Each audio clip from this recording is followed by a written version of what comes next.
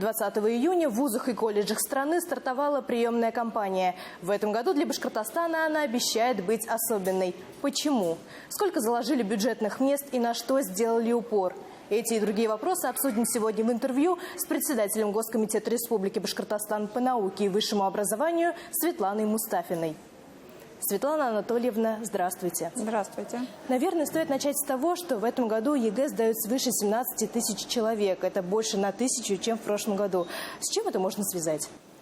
В 2008 году мы наблюдали такой большой рост числа новорожденных детей. Это связано было с президентской программой о поддержке семей, когда выдавали материнский капитал, сертификаты, дополнительные были меры поддержки. И вот 2008 год, сейчас фактически поступают те абитуриенты, которые родились в то время. А сколько в этом году Башкортостан выделил бюджетных мест в вузах? Бюджетные места в вузы выделяет федеральное правительство. И есть республиканские места, то есть делятся на две части. И в этом году в вузе по системе высшего образования и в вузах также есть еще среднее профессиональное образование, СПО, выделено более 17,5 тысяч бюджетных мест.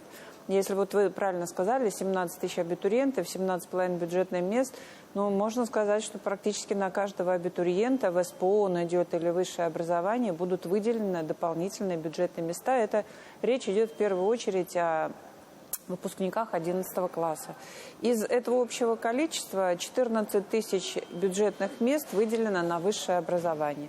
То есть фактически 75% наших выпускников могут обучаться в вузах Республики Башкортостан на бюджетной основе. Какие наиболее актуальные в этом году направления вы можете отметить? И как их реализуют наши вузы? За вот последние буквально 5 лет вузы кардинально поменяли свои образовательные программы. И надо отметить, что кардинально это не означает, что вот, например, была филология, стало что-то там просто переводоведение. Абсолютно нет. Поменяли это означает, появились партнеры образовательных программ. Это организация, либо промышленное предприятие, либо общественные организации, которые преподают наравне с профессорами и доцентами в университетах и внедряют свои технологии, которые уже практикоориентированы. Большой рост абитуриентов, которые поступают на специальности, связанные с информационными технологиями, с искусственным интеллектом. Это прямо сейчас бум, поскольку это на передовой. Конечно, востребовано обязательно и лечебное дело. Как ни странно, хотя в последние годы идет такая тенденция в средствах массовой информации, что не хватает педагогов, но тем не менее педагогические специальности тоже считаются востребованными специальностями, и там тоже имеется конкурс. Отмечу аграрные специальности нашего аграрного университета, поскольку сейчас фактически ни одна аграрная специальность без развития информационных технологий, без внедрения искусственного интеллекта не реализуется. Ну и, конечно, лидером также являются у нас специальности медицинского университета, инженерные специальности нефтяного университета и Уфимского университета науки и технологий. Есть ли какие-то новые направления, которых еще не было в нашей республике? Внедряют ли вузы в этом году? За последний год новые направления связаны, конечно же, с искусственным интеллектом. Сейчас студентов, то ли он обучается на журналистику, возможно, он обучается по юриспруденции, либо это химик, физик, инженер. У них у всех стоит дисциплина введения в искусственный интеллект, где их учат не только пользовательским навыкам, например, использование чат-ботов различных, но и умение выстраивать самостоятельно, программировать модули, которые могут настраивать под свой вид профессиональной деятельности. Как бы вот это создает некоторый вау-эффект. Это в помощь, а чтобы освоить на уровне специалиста, вузы фактически в каждую программу внедрили эту дисциплину. Светлана Анатольевна, для наших абитуриентов и их родителей давайте расскажем, какие изменения коснулись приемной кампании этого года. Особенностью приемной кампании действительно есть несколько отличий от приемной кампании прошлого года. Ну, во-первых, в этом году подача заявлений практически полностью реализуется через госуслуги, либо нужно прийти лично в приемную кампанию вуза. И мы уже сегодня всех ждем на площадках наших вузов, республиканских вузов и на площадках СПО наших абитуриентов. Либо можно дома в достаточно спокойной обстановке, посовещавшись с родственниками, с родителями, с друзьями, выбрать ту специальность и подать документы через портал государственных услуг, поступая онлайн. Причем такая подача дает возможность нашему абитуриенту выбрать не только место, он выбирает себе еще и партнера по целевому обучению. Это тоже имеется такая возможность. Также через этот портал могут подать жены погибших участников СВО. Это вот в этом году тоже внедрено в приемную комиссию одним из пунктов, что жены погибших участников СВО могут поступать в вузы без экзаменов и на бюджетной основе. Отдельно хочу также отметить одно из новшеств. Это поступающие после окончания СПО. То есть закончил молодой человек колледж. Если раньше он мог поступать на любое направление, которое ему нравится, сейчас это направление ограничено прежде всего той специальностью, которую он получал в условиях колледжа. Если он получал инженерную специальность, то крен у него на инженерные науки, и там он может поступать по внутренним испытаниям наших вузов.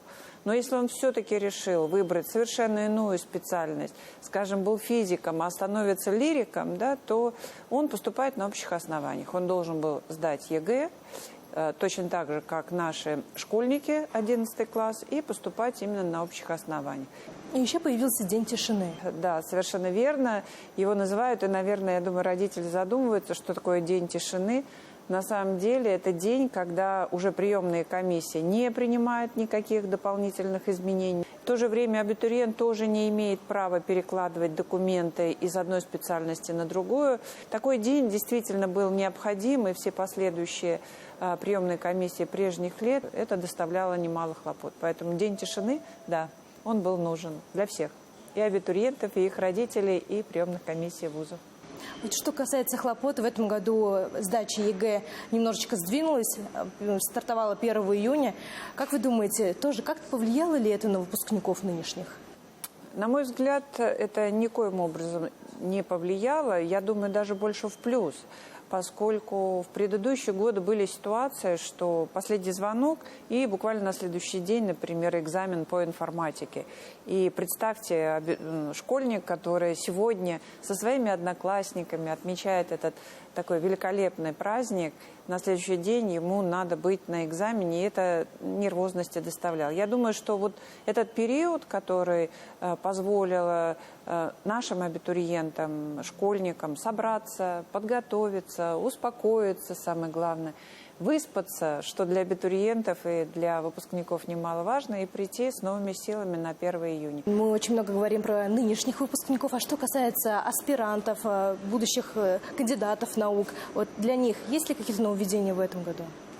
Ну, во-первых, я хочу отметить, что в этом году при Башкирии в целом, Республика Башкортостан, получила бюджетные места на подготовку кадров высшей квалификации, то есть это аспирантура, гораздо больше, чем в прошлом году.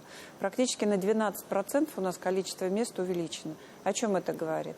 О том, что страна и в первую очередь тоже наш регион и наши вузы нуждаются в молодых кадрах, которые будут работать в наших вузах и научных организациях или пополнят исследовательские лаборатории крупных наших промышленных предприятий. В нашей республике многое делается и для закрепления талантливой молодежи здесь, дома. Светлана Анатольевна, какие меры поддержки реализуются? Во-первых, то, где мы сейчас с вами находимся, это, наверное, одно из великолепных проектов Республики Башкортостан. Мы находимся фактически на передовой, потому что один из 5 кампусов, которые будут построены, это вот в первую очередь, это наш кампус, межвузовский кампус Евразийского НОЦ.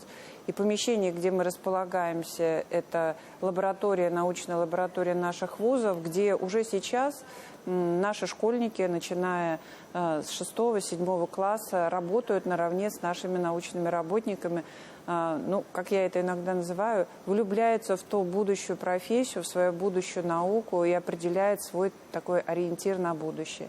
Ну и, конечно же, то, что у нас в кампусе здесь за окном уже завершается стройка, это места для проживания наших абитуриентов со всей Башкирии, да, это комфортные места, и не только обязательно абитуриентов нашего региона, здесь будут проживать и абитуриенты из соседних регионов, которые за последний год тоже к нам приезжают и немало приезжают.